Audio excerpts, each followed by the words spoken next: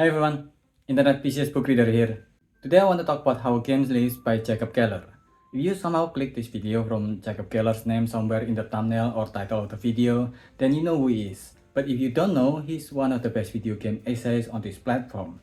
I didn't watch all of his videos just because of how busy I am, but there was never a time when I watched any one of his videos that I did not have a good time. The thing he did with this video is usually he finds a certain theme that is highlighted through game, whether it's their politics, their philosophy, or both.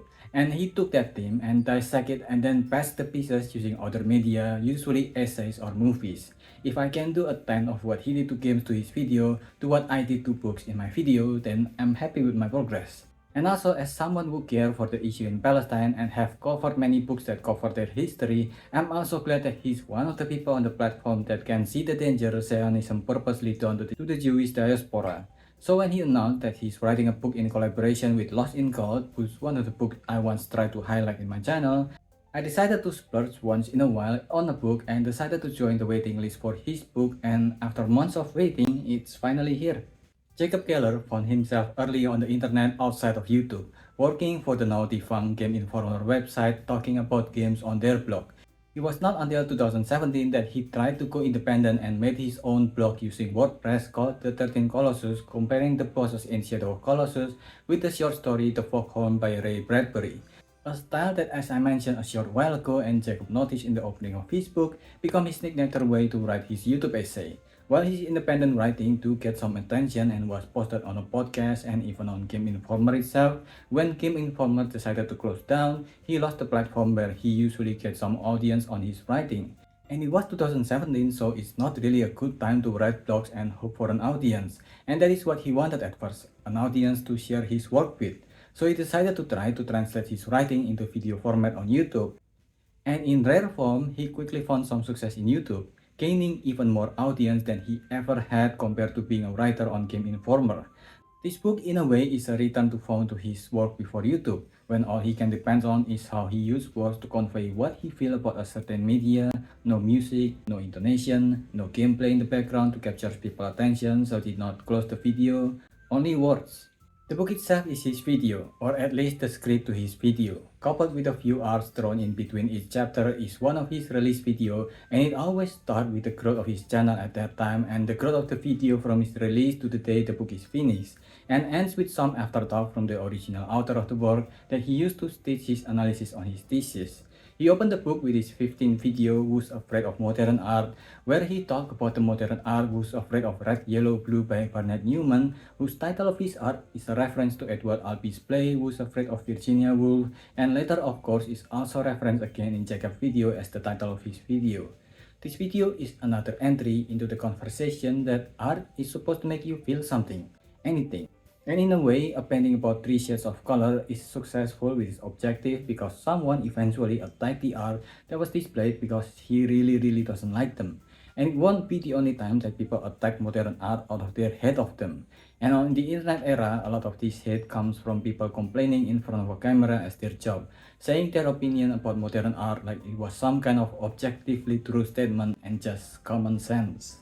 And as usual, with people that wanted to limit what people can do with their life, is the fascists, the people that cry about free speech, cancel culture, and censorship almost on a daily basis, and then stay silent when there is actual problem with free speech.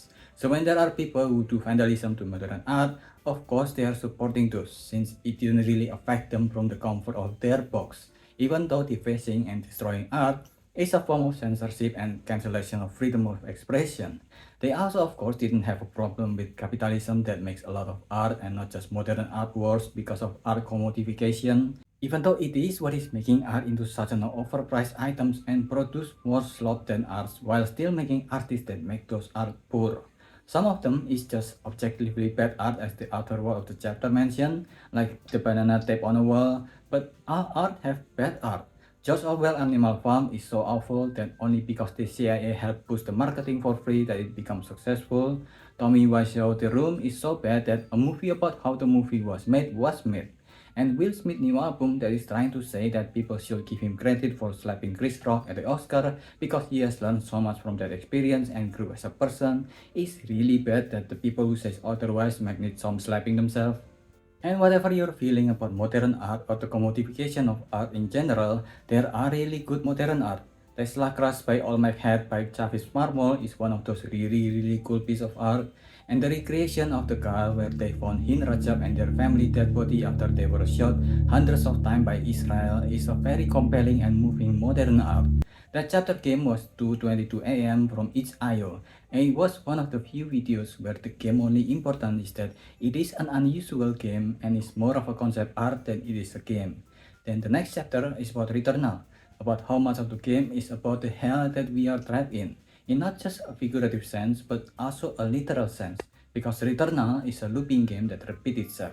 Like Kendrick Lamar's Damn or 5 Minutes Left Kill the Crow, where the main character of each is stuck in an endless cycle that repeats itself. The structure of the book shows how interesting it can be here, where Jacob and his thesis with the main character remain stuck in the loop. The afterword by Renata Price disagreed with him, because in the game there is a way to get out of the loop, there is a way to get out of hell. Then the next chapter is an exploration of haunted houses through the game control. Every culture, whether it's Western culture or Eastern culture, have a fascination with architectural haunting. And since this is about haunted house, the afterword by Gareth Damian Martin took the opportunity to play around with the pages a la House of Leaves. The book then goes on with the most apolitical military propaganda, Call of Duty, which is the result of decades of America normalizing seeing the Middle East and Arab Muslim as their designated terrorists, all in the name of Western imperialism.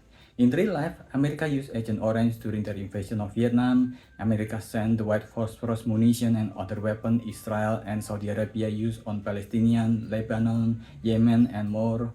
America is the one who assassinated many democratic elected leaders like Salvador Allende in Chile, Patrice Lumumba in Africa, and many others.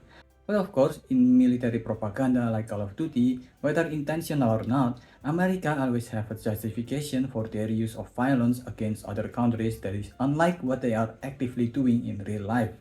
The creator of Call of Duty themselves is most likely unaware that this is what they are doing as a result of decades of Orientalism. It is, I think, one of the weakest Jacob Keller's thesis merely because it did not give enough of a spotlight to show how deep the depravity of this kind of military propaganda. Even the example he listed at the end about a few American war crimes in Iraq did not cover the fact that it is not a war, it is a military invasion from the richest country on earth to Iraq, a shameful attempt at colonizing a country weaker than them with the most embarrassing excuse, and people are rarely aware how truly evil of an invasion it was. Go read Orientalism by Edward Said. Then there's more chapters like fan favorite Shadow of Colossus Secret, Darker Zelda Timeline, Pre-Apocalypse Art, Golem and Jewish Superhero, Fear of Gold, and the mostly recent future of writing about game. But you get what the writing of the book is like. The book, despite having a very limited structure, is more chaotic than his video in a way, because it is an untouched script of his video that has been released. He took the opportunity in the book to put as many notes or annotation as possible on the left and right side of the book, crowding the pages. And this kind of footnote is one of my pet peeve in book.